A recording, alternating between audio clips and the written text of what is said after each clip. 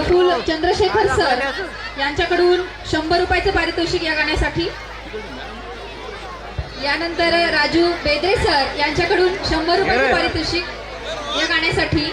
यानंतर आनंद घुले सर यांना विनंती करते की आपण स्टेजवरती यायचं आहे आणि शिवाजीराव देशमुख सर यांनी आनंद घुले सर यांचं स्वागत करायचं आहे। त्यानंतर गणेश मोरे सर यांनी कृपया स्टेजवरती यायचं आहे। गणेश मोरे सर